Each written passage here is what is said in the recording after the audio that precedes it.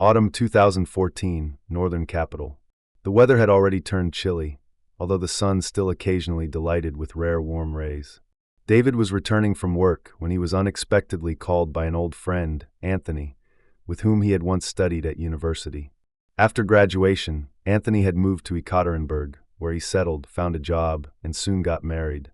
"Hey buddy," Anthony's familiar voice came through the phone. "How are you doing?" "Hi Tony. Great to hear from you. It's been a while." "I'm doing the usual. How about you?" David replied, continuing his walk. "I'm fine too. Working a little. Listen, I need to have a serious talk with you." Anthony abruptly changed the topic, not about work, but about friendship. "I'm listening." "Go ahead," said David, sitting down on a park bench, sensing the conversation might take a while. "Remember, I got married about 5 years ago?" Anthony began. "Of course I remember. I just couldn't make it to your wedding. The workload was overwhelming." "I hope you weren't too upset with me," David clarified. "Oh, don't worry about that." "No, of course not," Anthony replied cheerfully. "So my wife is a musician, a violinist. She has a concert scheduled at your Philharmonic. Also, she's been invited as a juror to a competition. That's great for her. So, what's your request?" David decided to get straight to the point. "How can I help?" "Well, here's the thing. She's having trouble with her travel arrangements and hotel accommodation." Anthony hesitated slightly. "I know you have a spacious apartment near the city center. Maybe you could let her stay with you while she's here." "No problem, buddy. I've got 2 spare rooms. She can pick any, and stay as long as she needs, even a year," David agreed immediately. "Thanks, Dave. A year isn't necessary, but maybe 2 weeks would be perfect." Anthony relaxed noticeably. His voice brightened. "I knew I could count on you, my friend. When does she arrive?" David asked. "She'll be here tomorrow. I'll send you her number." "She'll call you as soon as she arrives," Anthony said, ending the call. David got up from the bench and headed home, pondering this unexpected conversation. Back in his bachelor apartment, he started tidying up. At 35, he was still single. His recent relationship, which had seemed promising, had ended in disaster. The woman he valued, with whom he had planned a future, had betrayed him. Now, David was a confirmed bachelor, living alone without naive hopes or illusions. He worked as a programmer at a small company and spent his free time reading fiction. A month ago, he got a hamster, which now regularly ran on its wheel and occasionally ate, slept, and made squeaky sounds. The next day after work, Anthony's wife called. "Hello, David. This is Sophia, Anthony's wife." A pleasant melodic female voice came through. "I've arrived and am waiting for you in the park. Will you meet me?" "Hello, of course, how could I not?" David replied with a lightly teasing tone. "I'll be leaving work soon, so we'll meet shortly." "Great. I'll wait in the park," Sophia confirmed. "All right, see you soon," said David, putting his phone away. Walking through the park, he suddenly noticed a young, beautiful woman. Not yet realizing she was his friend's wife, he thought she was an angel in human form. David instantly fell in love with this delicate creature. Sophia noticed David and walked toward him. She was 30, and although music had been her lifelong passion, she could easily have been a model and won beauty contests. She was slender, tall, and stunningly beautiful. Her graceful stride and heeled boots mesmerized David. Her long legs and curvaceous hips caught his eye, and he could not look away. "So, you must be David," a polite voice of a beautiful lady said as she approached him. "Yes, and you must be Anthony's wife," David replied. "Yes, I'm Sophia Andrews, but you can just call me Sophia," she introduced herself.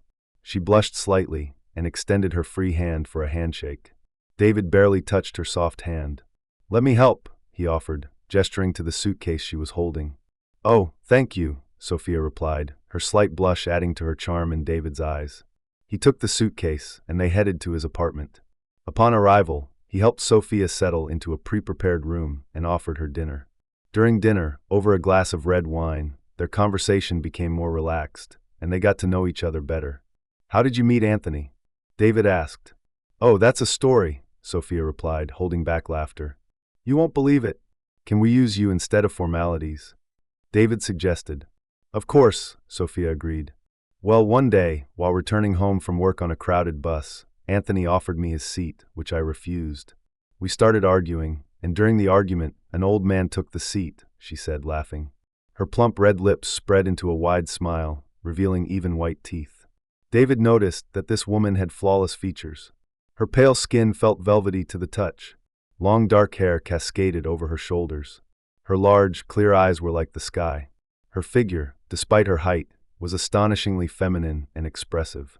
David thought, a real cover model, studying his guest carefully. Sophia continued talking animatedly, gesturing with her hands and laughing frequently. But David no longer listened to her words. He simply enjoyed the sight of this graceful lady, who had captivated his full attention. His attraction to her grew with every minute. "So that's how it happened, David." Sophia concluded her story, brushing her hair back and smiling again.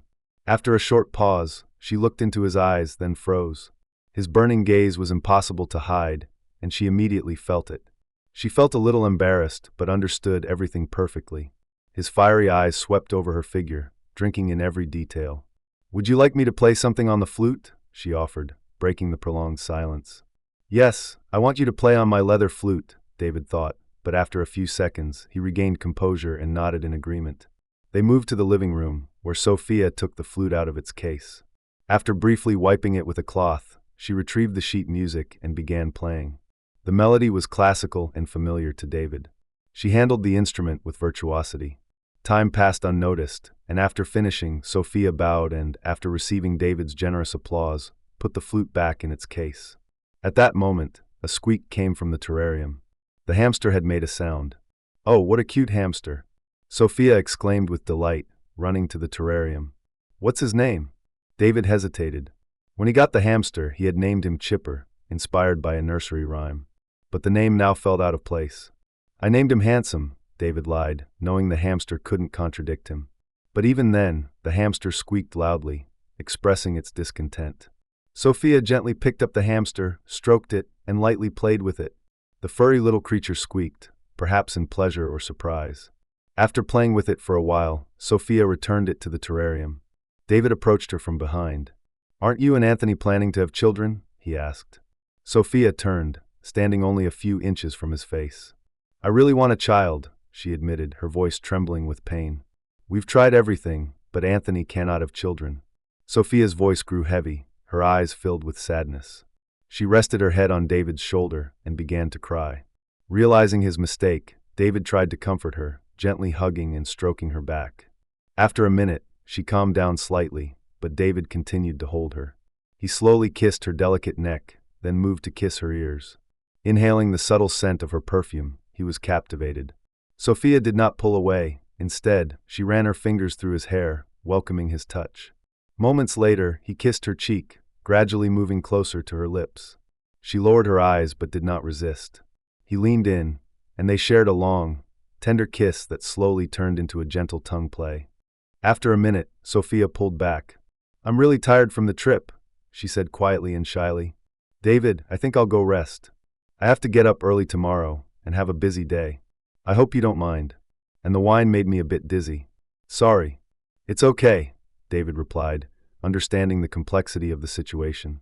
She freed herself from his embrace and walked gracefully to her room. David was angry at himself for what had happened and for what could have happened but didn't. That night, he slept poorly, thinking about the woman who had touched his heart and was now only a few meters away in the next room, yet so unattainable. Thoughts about a friend's wife, principles, desires, emotions, and morality swirled through his sleepy mind. Barely asleep, David fell into a restless slumber. In the morning, they had breakfast together, but the conversation was reserved, each lost in their own thoughts. They went about their work. Only in the evening did they meet again, and the conversation resumed. Sophia spoke vividly and emotionally about her day at the Philharmonic, the upcoming concert, the competition, and her role as a juror. So many events in one day. She exuded childlike excitement, inspiration, and enthusiasm, never hiding it. Occasionally, her clear laughter broke the silence, and she glanced at David, knowing he admired her. This pleased her and lifted her spirits. David listened attentively, not interrupting. He genuinely enjoyed how Sophia spoke. Her soft voice was especially pleasing, and interrupting her would have been a mistake. When she finished her story and paused briefly, she continued in a calmer tone. "I got carried away. It's all about me, only me. How about you? You must be tired after work," she sincerely asked. "A little. I'm used to it. But you're like a breath of fresh air, giving me strength and energy," David replied. "Tell me, what are you working on now?" "How's your job?" she asked unexpectedly. Oh, the usual, writing a program, he answered. David was pleasantly surprised by her interest in his work. Show me, please. Can I take a peek? Sophia insisted, using her charm and directness. Of course. Let's go, I'll show you, David said, standing. They moved to the living room. He opened his laptop and launched the program. Sophia sat beside him, trying to follow along. David explained enthusiastically, but Sophia, despite her effort, couldn't fully grasp what was on the screen. At one point, she placed her hand on his knee and leaned closer, pretending to study the work.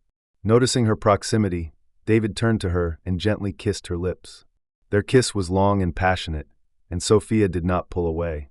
He caressed her, moving closer to her chest. I want you so much, David whispered, knowing it was now or never. Sophia sighed heavily, her heartbeat quickened, and her eyes hinted at arousal. She gently touched David as he continued to kiss her. Then, pausing for a moment, she continued with passion, fully engrossed in his attention. David felt incredible pleasure, guiding her gently and savoring every moment. Gradually, he stopped, helped her stand, lifted her dress, revealing black panties and stockings, which only enhanced her allure. A light kiss and touches to her buttocks were his response to her desire. Sophia showed signs of satisfaction. Her body responded softly to his caresses.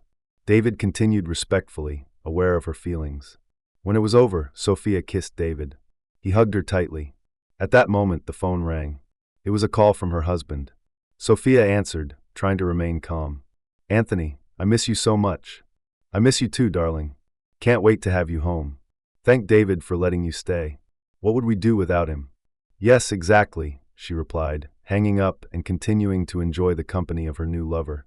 If you enjoyed this story, please support it with a like.